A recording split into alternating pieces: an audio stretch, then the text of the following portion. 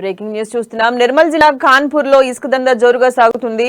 సోమారిపేట గ్రామంలో కడెం ప్రాజెక్టు వద్ద ఇసుక మేటలు బారుతుండగా ఇసుకాసురులు అందిన కాడికి దోచేస్తున్నారు. అధికార పార్టీ సర్పంచ్ సహా బీఆర్ఎస్ నాయకులే దళారులుగా మారారని తెలుస్తోంది. మంత్రి అండదండలతో ఫేక్ అనుమతి పత్రాలు రెడీ చేస్తూ 1000 టన్నుల ఇసుకను పట్టణ ప్రాంతాలకు తరలిస్తున్నారు. కోట్లు విలువ చేసే ఇసుకను కూకటి వేళ్లతో పెకిలించేస్తూ కొండలను తలపించేలా డంపింగ్ చేస్తున్నారు.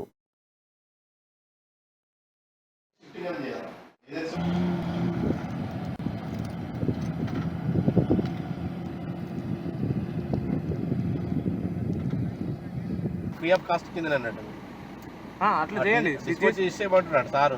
అట్లాంటివి కౌట్లకే గ్రామంలో డబుల్ బెడ్రూమ్ ఇళ్లను సాకుగా చూపుతూ ఇసుక దందా కొనసాగిస్తున్నారని తెలుస్తోంది. మంత్రి అండదండలతోనే తప్పుడు అనుమతి పత్రాలు సృష్టించి యథేచ్ఛగా ఇసుక రవాణా చేస్తున్నారు. సర్కార్కు కట్టాల్సిన పన్ను కూడా ఎగవేసి హైదరాబాద్, నిజామాబాద్, నిర్మల్ జిల్లాలకు తరలిస్తున్నారు. ఇక చర్యలు తీసుకోవాల్సిన పోలీసులు, రెవెన్యూ, ఫారెస్ట్ అధికారులు మామూళ్లకు కక్కుర్తి పడుతున్నారని ఆరోపణలు సైతం వినిపిస్తున్నాయి. మరోవైపు అధికార పార్టీ నేతలు తప్పిదాన్ని ఎత్తి చూపాల్సిన ప్రతిపక్షాలు ఇప్పటికీ నోరు మెదపకపోవడంతో అడిగేవారే లేరని ఇష్టానురీతిగా దందా సాగిస్తున్నారు. ఇప్పటికైనా ఇసుక దళారులపై చర్యలు తీసుకోవాలని పలువురు డిమాండ్ చేస్తున్నారు.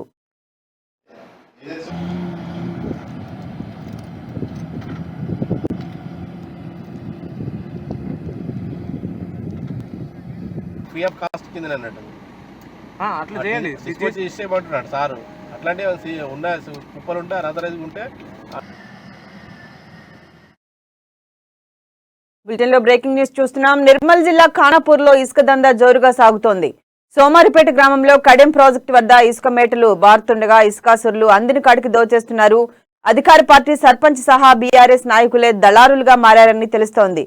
మంత్రి అండదండలతో ఫేక్ అనుమతి పత్రాలు రెడీ చేస్తూ 1000 టన్నుల ఇసుకను పట్టణ ప్రాంతాలకు తరలిస్తున్నారు. కోట్లు విలువ చేసే ఇసుకను కూకటి వేళ్లతో పెకిలించేస్తూ కొండలను తలపించేలా డంపింగ్ చేస్తున్నారు. కౌట్లకే గ్రామంలో డబుల్ బెడ్రూమ్ ఇళ్లను సాకుగా చూపుతూ ఈ ఇసుక దందా కొనసాగిస్తున్నారని తెలుస్తోంది. మంత్రి అండదండలతోనే తప్పుడు అనుమతి పత్రాలు సృష్టించి యథేచ్ఛగా ఇసుక రవాణా చేస్తున్నారు. సర్కార్కు కట్టాల్సిన పన్ను కూడా ఎగవేసి హైదరాబాద్, నిజామాబాద్, నిర్మల్ జిల్లాలకు తరలిస్తున్నారు. ఇక చర్యలు తీసుకోవాల్సిన పోలీసులు, రెవెన్యూ, ఫారెస్ట్ అధికారులు మామూళ్లకు కక్కుర్తి పడుతున్నారని ఆరోపణలు సైతం వినిపిస్తున్నాయి. మరోవైపు అధికార పార్టీ నేతల తప్పిదాన్ని చూపాల్సిన ప్రతిపక్షాలు ఇప్పటికీ నోరు మెదపకపోవడంతో అడిగేవారే లేరని ఇష్టానురీతిగా దందా సాగిస్తున్నారు. ఇప్పటికైనా ఇసుక దళారులపై చర్యలు తీసుకోవాలని పలువురు డిమాండ్ చేస్తున్నారు.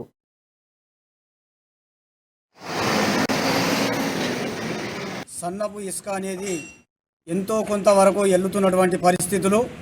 ఆ ఇసుకను ఇక్కడ ఖానాపూర్, కడెం, పెంబి మండలాలకు పేదవాళ్ళు ఇల్లు కట్టుకుంటున్నటువంటి పరిస్థితుల్లో అసలు పేదవాడికి ఎటువంటి ధోని దొరకకుండా, ఎటువంటి ఇసుక దొరకకుండా పెద్దోళ్ళ చేతితో ఉన్నటువంటి అధికార పార్టీ నాయకుల చేతి వాట ఉండి అక్కడ ఉన్నటువంటి నాయకుల, ఈ యొక్క అధికార పార్టీ నాయకుల అండతో అక్కడ ఉన్నటువంటి లారీలు, పెద్ద పెద్ద లారీలలో ఓవర్లోడ్తో నింపి అక్కడ లోడ్ చేస్తున్నటువంటి పరిస్థితి. ఆ ఇసుకను అక్కడక్కడ తీసుకెళ్ళి అక్కడ డంపులు చేస్తున్నటువంటి పరిస్థితి. మరి అక్కడ ఉన్నటువంటి పెద్ద వాగులో నుండి ఇది గత కొన్ని సంవత్సరాలుగా ఉసుకే వ్యాపారం జరుగుతుంది.